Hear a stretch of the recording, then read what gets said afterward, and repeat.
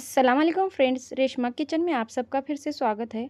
आज मैं आपके लिए फिर से एक नई रेसिपी लेके आई हूँ। ढाबा स्टाइल जीरा राइस और दाल फ्राई की रेसिपी। आप सिंपल सी रेसिपी को इतने सारे पैसे देकर होटल रेस्टोरेंट में खाकर आते हैं, तो इसे हम सिंपल तरीके से पूरे मेजरिंग के साथ कैसे बनाएंगे वो दिखाने वाली हूँ। अगर आपका कोई हल्का फुल्का खाने का मन करे या फिर अचानक से कोई गेस्ट आ जाए तो झट से बनने वाली रेसिपी आप इसे जरूर ट्राई करना। गेस्ट को तो यकीन ही नहीं होगा कि आपने इसे घर में बनाया है, वो आपको उल्टा कहेंगे कि आपने पार्सल मंगाया है क्या। तो चलिए रेसिपी को स्टार्ट करते हैं। पहले हम जीरा राइस बनाएंगे, तो इसके लिए मैंने बिरयानी चावल लिए हैं। आप कौन सी भी चावल का इसमें इस्तेमाल कर सकते हैं, खाली हमें टुकड़ा राइस नहीं लेना है। चावल को हमें 2 से 3 बार धोकर इसका पूरा टार्च निकालना है। अगर आपके पास टाइम होगा तो आप चावल को आधा घंटा भिगो के भी रख सकते हैं और बना सकते हैं। भिगोए हुए चावल को हमें जितना चावल है उतना ही पानी का इस्तेमाल करना है। मैं जो आपको दिखा रही हूँ एकदम सिंपल तरीका है बनाने का। कुछ प्रोसीजर ज़्यादा होते हैं तो लोग थक जाते हैं। इससे पहले भिगाओ, फिर पकाओ, फिर तड़का दो। इसी वजह से लोग इतना झंझट करने से बाहर से लाके खाना ही अच्छा बोलते हैं। इसीलिए मैं आपको डायरेक्ट ही बना के दिखा रही हूँ। खाली हमें ऊपर से तड़का देना है। जैसे हम रोज़ घर में नॉर्मली चावल बनाते हैं वैसे ही बनाना है। खाली इसमें हमें थोड़ा तेल और नींबू का इस्तेमाल करना है। नींबू और तेल से क्या होता है कि चावल हमारी सेपरेट होते हैं, आपस में चिपकते नहीं हैं।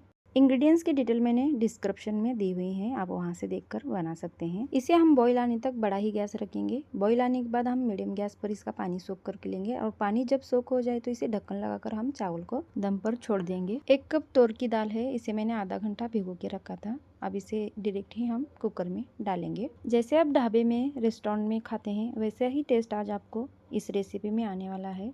यकीन नहीं करेंगे घर के लोग या फिर आपके फ्रेंड्स कोई भी होंगे तो कि आपने इसे घर में ही बनाया है। दाल में अब हम नमक और तेल डालेंगे। 1 कप दाल ली है तो हमें इसमें 2 कप पानी का इस्तेमाल करना है और इसे पहले हम बड़े गैस पर रखेंगे। जैसे ही हमें लगे कि अब इसकी सीटी आने वाली है तो हम गैस के फ्लेम को धीमा करेंगे और धीमी गैस पर इसे 5 से 7 मिनट पकाएंगे और गैस को बंद करके हमें ऐसे ही कुकर को छोड़ देना है। पूरा ठंडा होने के बाद ही हम कुकर को खोलेंगे। चावल को बॉईल आने के बाद मैंने मीडियम गैस पर इसका पानी पूरा सोख करके लिया है और इसे हमें हल्के हाथ से ही हिलाना है। बिल्कुल भी गदगद नहीं हिलाना है वरना चावल टूट जाते हैं। हल्के हाथ से ही हिलाना है और गैस की फ्लेम को एकदम धीमा करके मैंने इसे दम के लिए छोड़ दिया है। चाहे जितने भी बिगनर्स हो आप इस रेसिपी को ट्राई करेंगे, आपकी रेसिपी बिल्कुल भी नहीं फंसने वाली है, ये मैं आपको गारंटी दे रही हूँ। तो दाल हमारी पक चुकी है, अब इसे हम तड़का देंगे। एक बड़े से भगोने में मैंने 2 चम्मच तेल का इस्तेमाल किया है। चाहे तो आप इसमें घी का भी इस्तेमाल कर सकते हैं। तेल अच्छे से गर्म होने के बाद मैंने इसमें जीरा और राया डाला है। जीरा और राया तड़कने के बाद इसमें हम लहसुन डालेंगे। लहसुन को मैंने बारीक चॉप करके लिया हुआ है। इसी समय पर हमें हींग भी डालनी है और बारीक चॉप किया हुआ हमने इसमें लहसुन भी डाला हुआ है। थोड़ा सा लहसुन को भून कर लेना है, हमें पूरा ब्राउन नहीं करना है। और इसमें हम प्याज डालेंगे। अगर आप प्याज और लहसुन नहीं खाना पसंद करते हैं तो आप प्याज को और लहसुन को स्किप भी कर सकते हैं। 1 प्याज और 1 टमाटर को मैंने बारीक चॉप करके लिया हुआ है। जैसे ही हम प्याज डालेंगे तो थोड़ा सा इसमें नमक का इस्तेमाल करेंगे। इससे क्या होता है कि प्याज हमारी जल्दी पक जाती है। 2 कश्मीरी रेड चिली हैं जिसे मैंने बीच में से तोड़कर इसे भी डाल कर लिया है। और घर की चटनी, कश्मीरी लाल मिर्ची पाउडर, हल्दी पाउडर, धनिया पाउडर, जीरा पाउडर और गरम मसाला, हींग और कस्तूरी मेथी हमें इसमें इस्तेमाल करना है। मैंने हींग पहले ही डाली हुई है लेकिन आपको मैंने वीडियो में दिखाई है। अब इसे हम प्याज को अच्छे से भून लेंगे। कड़ी पत्ता ऑप्शनल है, अगर आप नहीं डालेंगे तो भी चलेगा। मैंने 1 डंठल का इसमें इस्तेमाल किया है। अब हमारी प्याज ब्राउन हो चुकी है, इसमें हम टमाटर डालेंगे और टमाटर डालने के बाद इसमें हम थोड़ा सा नमक डालेंगे ताकि ये जल्दी से पक जाए। और टमाटर हमें अच्छे से पका कर लेने हैं, पूरे सॉफ्ट होने तक हमें इसे भूनना है। टमाटर जल्दी से भूनने के लिए हमें इसे मसल लेना है ताकि जल्दी से सॉफ्ट हो जाए। ऐसे करने से आपकी रेसिपी जल्दी बनेगी, देर नहीं लगेगी और गैस की भी बचत होगी। तो टमाटर हमारे अच्छे से भूनने के बाद इसमें हम अदरक लहसुन की पेस्ट का इस्तेमाल करना है, लेकिन गलती से मेरे मसाले पड़ गए और कसूरी मेथी को हमें लास्ट में इस्तेमाल करना है। कोई बात नहीं, आपसे भी जब ऐसी कोई गलती हो जाए, मसाले भूल जाएं आप डालने में या फिर आप पहले मसाले डालकर अदरक लहसुन की पेस्ट डालना भूल जाए तो इससे पहले हमें अदरक लहसुन की पेस्ट को बीच में भून कर लेना है। बाद में हम इसे अच्छे से मिक्स करेंगे मसालों को, जो बाकी के मसाले हैं हमारे। अदरक लहसुन की पेस्ट को मैंने अच्छे से भून लिया है और मसाला भी हमारा अच्छे से भून चुका है। अब कुकर को हम खोलकर दाल देखेंगे। दाल हमारे अच्छे से पक चुकी है। जैसे मैंने आपको तरीका दाल पकाने का दिखाया है वो एकदम परफेक्ट है। ना ही इसका बॉईल आया है, ना ही ये ज़्यादा गली है, एकदम परफेक्ट बनी है ये। इसे हमें घोटनी से बिल्कुल भी नहीं घोटना है, हमें इसे लेडल से ही 7-8 बार ऐसे घुमाएंगे तो ये आसानी से जैसे हमें दाल चाहिए वैसी हो जाएगी। ज़्यादा हमें दाल को घोटने से दाल पूरी रबड़ा हो जाएगी, वैसे हमें दाल नहीं चाहिए, हमें थोड़ी थोड़ी दाल चाहिए, इसलिए हम इसे लेडल से ही घुमाएंगे। तो देखिए परफेक्ट दाल हमारी ऐसी ही चाहिए हमें। अब हमारा तड़का भी बनकर रेडी हो चुका है। उसी भगोनी में हम डायरेक्ट ही दाल को डालेंगे। गाइस अभी तक आपने मेरे चैनल को सब्सक्राइब नहीं किया है तो प्लीज़ मेरे चैनल को सब्सक्राइब कीजिए और बेल आइकन के बटन को प्रेस करना ना भूलिए, ताकि आने वाली हर वीडियो आप तक पहुंच जाए। ढाबा स्टाइल दाल फ्राई बना रहे हैं तो मैंने इसमें खाली तूर दाल का ही इस्तेमाल किया है, क्योंकि ढाबे में होटल में जब भी दाल फ्राई बनाते हैं तो खाली वो तूर दाल का ही इस्तेमाल करते हैं, बाकी के कोई भी दाल का इस्तेमाल नहीं करते हैं। अगर आप खाली तूर की दाल खाना पसंद नहीं करते होंगे तो आप तूर की दाल और मूंग की दाल आदि आदि इस्तेमाल कर सकते हैं। अब इसमें मैंने थोड़ा सा गर्म पानी करके डाला है। जितनी थिकनेस आपको चाहिए आप उसके हिसाब से पानी का इस्तेमाल कीजिए, लेकिन ये थोड़ी थिक ही होती है, ज़्यादा पतली नहीं होती है दाल फ्राई।